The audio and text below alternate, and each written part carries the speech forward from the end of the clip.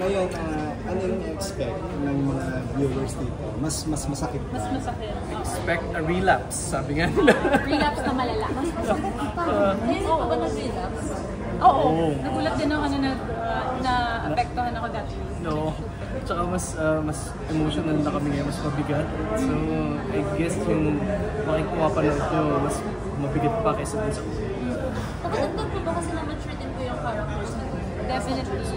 Kasi marami nangyari sa kanila dun sa script. Kasi parang 15 years kami hindi nagkita.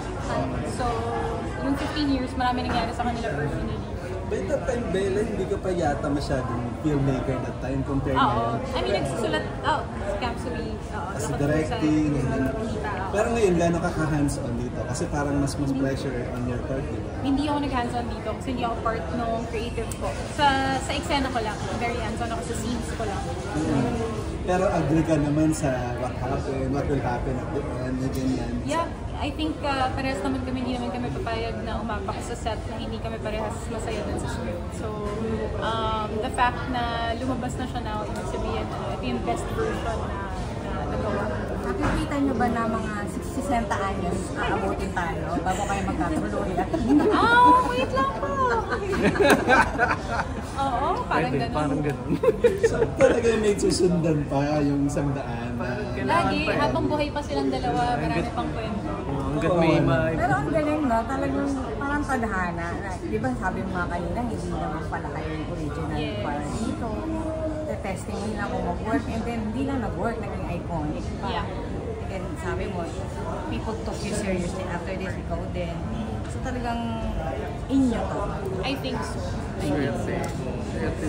Yung secreto of being together. Kasi nasundan dito lang nasundan pa ng iba na talagang very click yung tandem niya. Ano yung something sa inyong dalawa kung bakit talaga tinatangkilik yun? Our secret is we're not together in real life. Yun yung secret namin. May space kami between us. Marami nangyayari sa buhay namin personally na magkahiwalay kami. So, pag nakikita kami, sarap magkwentuhan ulit. Lagi kami excited magkita. Siguro we make each other look good and great. And this time, dito sa 100 awit, kumbaga, mas nag-develop yung friendship ninyong dalawa, mas lumalim yung relationship. Kada pelikula naman, kada taon na may pelikula kami, laging nag-iiba na yung friendship, nag-evolve na kami usap. And then nandun na kami sa gagawa na kami ng script namin sarili. Eventually pupunta rin sa kami ng dalawang filmmaker. Yun na yung goal. Did you expect na of course open-ended yung una, di ba? Na susundan talaga yung film. Ako no. Kasi I didn't think magkaka-part.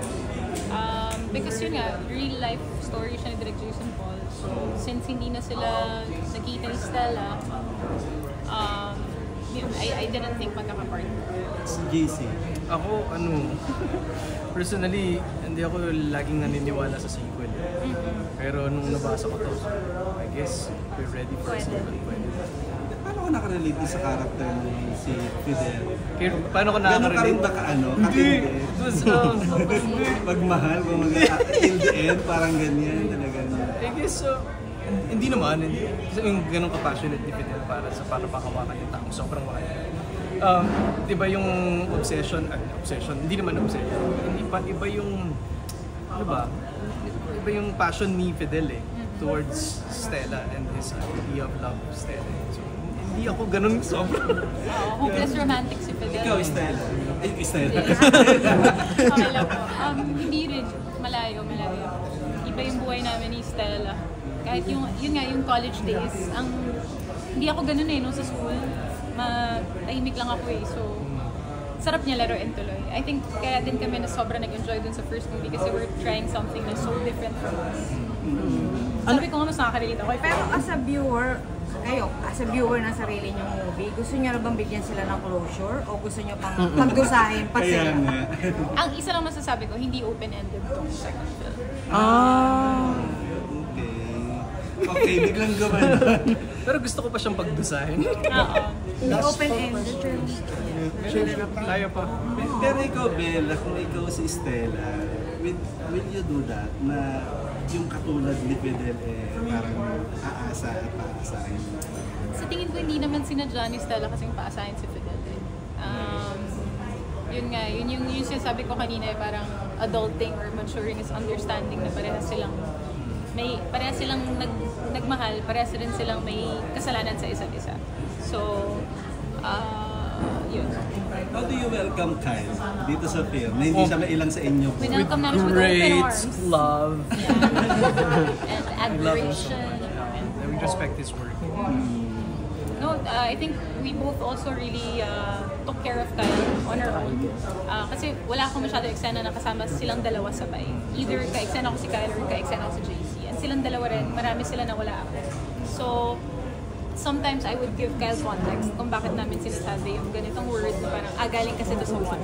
So parang hindi siya ma-left out or parang hindi yung acting choices niya will work. Ayun din namin maramdaman niya na may competition. Oo. Gusto namin parang we want Relax. yung best mo, malabas mo siya. Plus na lang, Bella, ang weird lang na mother ka ni Kyle dun sa teleserye Ganun ba? Oo, di ba? Pamilya Sagrado. Pero hindi kami ever nagka-eksena Yeah. kasi sa totoong buhay, 11 years na yung agwat namin eh. Hindi ko pwedeng ipanganak si Kyle, ever. So, at tinanggap ko lang yung project na yun because Sir Leo just passed.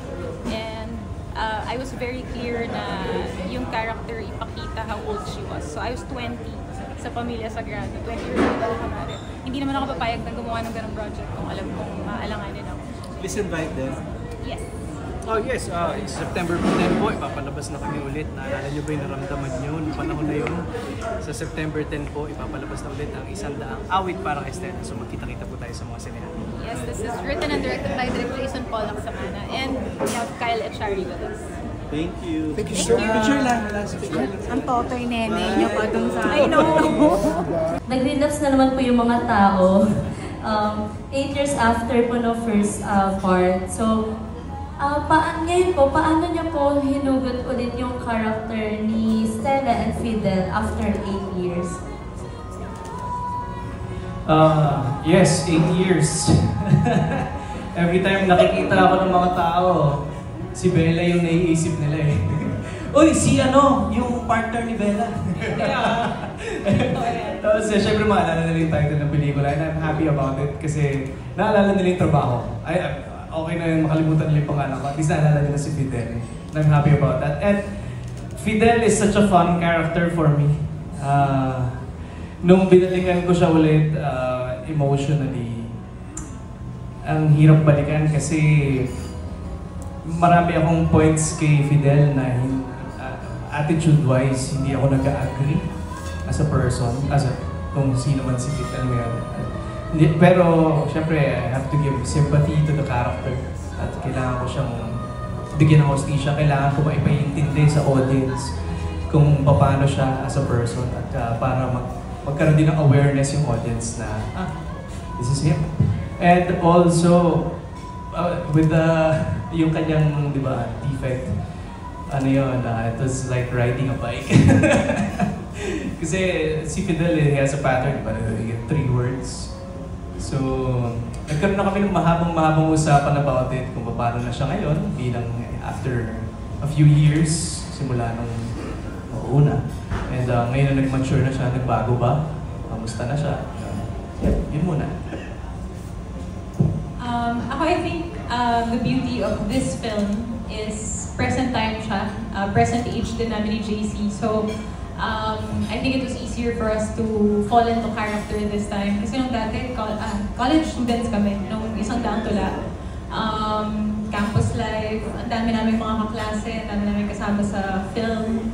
So, dami rin nangyayari. Kahit sa personal lives namin, naalala ko nagtteleserye kaming dalawa, nahiwalay. So, dumadating kami sa Stella nun, pagod na pagod. So, nag-usap na kami bago mag-shoot nito na napanood mo ba yung isang daang tula para kay Stella recently? So, I rewatched it before we came here. We went to set para fresh lang si Stella sa utak ko para alam ko kung paano siya nagsasalita dati, paano siya naglalakad. And na-realize ko, I don't remember filming half of isang daang tula para kay Stella kasi nga lagi kami puyat. Pero ang sarap niya panoorin. So I think when they gave us this, when they gave us isang daang awit para kay Stella, I was excited kasi ngayon kaya ko mag-focus sa kanya. I made sure na dito lang ako nakatutok nung nag-shoot kami. And it's different now. Yun nga, wala kami sa campus setting. So halos kaming tatlo lang lagi yung magkaka-eksena. So I think we really got to play with our characters this time around. Plus, ang helpful na meron na kaming songs from the first movie na very nostalgic. Parang pag tumutugtog yung balisong, yung 241, pumapasok na agad ako kay Stella. Minsan kahit eksenang hindi nakakaiyak, naiiyak ako dahil naririnig ko yung song. So, laking factor ng nostalgia, I think, for me at least, to get into character. Yan po. Thank you po.